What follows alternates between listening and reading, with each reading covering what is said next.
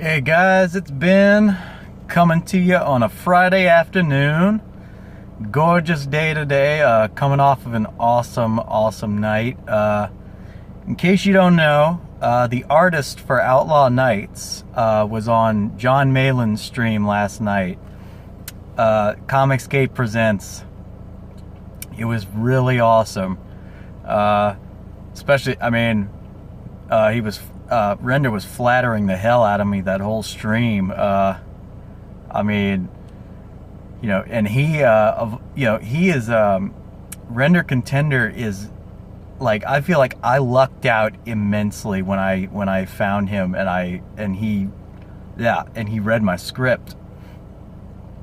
I felt like I was the luckiest guy out there, because Render has some serious skills. I mean, serious skills. He's gonna go places, and I'm glad I met him before he really launches into the atmosphere. So I just wanted to share that. It was really awesome. Check out John Malin's channel on YouTube, and it's got Comic Escape Presents. We were presented alongside Adam Post, who is putting out College of the Dead. That looks like a really good book. Check that out. It's currently on Indiegogo. So anyway, I think I wanted to pick up where I left off yesterday. I was talking about the Arrowverse and how, like with a lot of things, I've noticed there's just this pattern where it starts off super strong, like really good, awesome stuff, and then it kind of peters out. The best, unfortunately, the only thing I can really think of when it comes to that is just kind of getting overconfident and getting a little lazy. Either that, or you're just kind of running short of material. The Flash was my favorite entry into the Arrowverse stuff. The values on that show, I feel like they represent that old time DC value more better than things like Green Arrow are doing. It is exploring like characters who legitimately give a crap about each other, who are there for each other in the good times and the bad, and not everybody's constantly turning on each other. Barry, the idea is like Barry's got his strong team in that he's got really good friends and a really good love interest, and a good dad and a good stepdad. It's just nice. It's a refreshing change of pace to see, positive examples on TV, and also to be done in a context that's fun and imaginative. That being said, as much as I love The Flash, as much as I'm in love with Candace Patton, it hit some rough parts, I guess is the best way I'd put that. I mentioned it yesterday toward the end of my video, how the stuff they added in with Elastic Man, like, if I wasn't rolling my eyes, I was kind of tuning out, because it was just so flat and it was very predictable. I agree. I've seen other people's reviews of the Arrowverse, couple, mainly Comics Matter with your boy Zach. And one thing I agree with him on definitely is the fact that too many people with superpowers, way too many. It's gotten to the point where, like, you don't really see the Flash as as a real standout hero, because he's just one of many. Like, they talk about him like, oh, speedsters are the gold standard. Everybody wants a speedster, but it's like, everybody else has amazing powers that are actually, like, a lot of them are kind of better than the super speed. Fact that Killer Frost, now Killer Frost is one of the few exceptions where I liked that whole arc they set up with Caitlin Snow. I didn't like when they gave Cisco powers.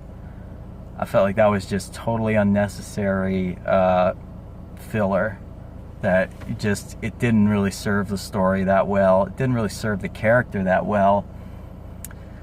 Cisco was great as he's your tech guy. He's the guy on the radio giving you your instructions, and they put a good spin on it because he's also the funny guy. He's that guy you want to hang out with and play video games with. So, you know, really great characterization that did not need anything really like that, but they just slapped it on there because everybody's got to have powers, you know.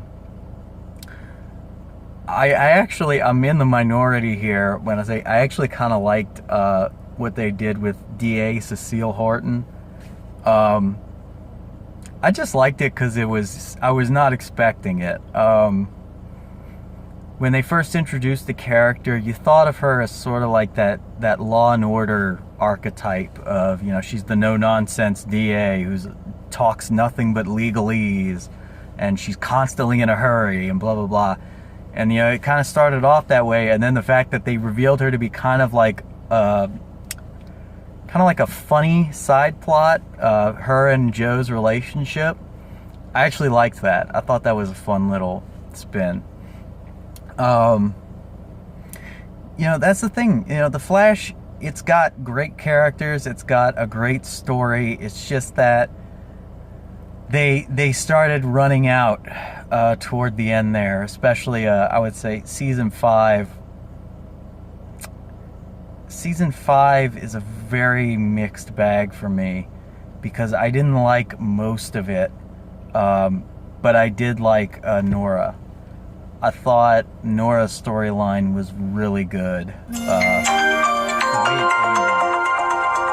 my God, I don't think TV has made me cry in a long time.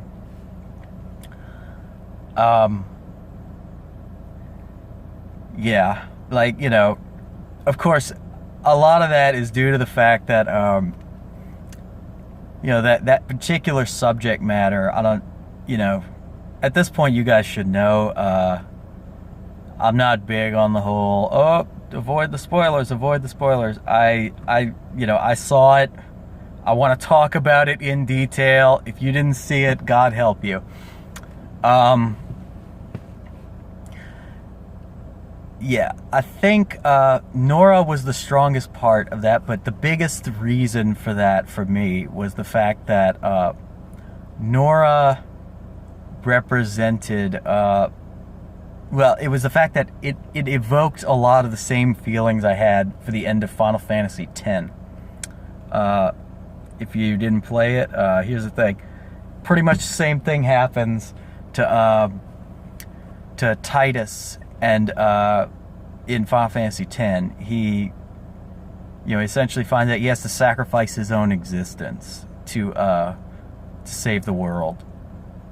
Same concept, incredibly heart-wrenching, incredibly well-done drama. Just with The Flash, we need to get back to enough of this scraping the bottom of the barrel for the villains, enough of this constantly trying to avoid Batman and Superman villains and stuff like that. There's this, you know, it's like they're trying to give, I get what they're trying to do. They're trying to give more attention to the guys who aren't in a central role. But I feel like that's kind of hurting the show because, I mean, King Shark and Gorilla Grodd, who gives a crap? I mean, unless you're 12, who gives a crap? Yeah, that, but so far, I'm looking forward to the future of the Arrowverse. Well, okay, not too much because I haven't seen the latest season of Arrow, but I think it's kind of weird. From everything I've heard, it sounds like it's going to be kind of odd. Felicity's gone, which mixed feelings. You know, on one hand, yeah, she was a strong part of the show. On the other hand, I felt like Black Canary should have been way bigger part of the show than she was. But yeah, I'm not gonna talk about Legends of Tomorrow. Number one, I didn't see it. Number two, I have absolutely no interest in seeing it. Everything I've heard, it's just a giant banner for look how diverse we are. So anyway, oh, I'm coming. I gotta get going, guys. Be sure to be on the lookout. Outlaw Nights is coming out September 24th. Be on the lookout for that. And I gotta get going right now, but I will talk to you guys tomorrow.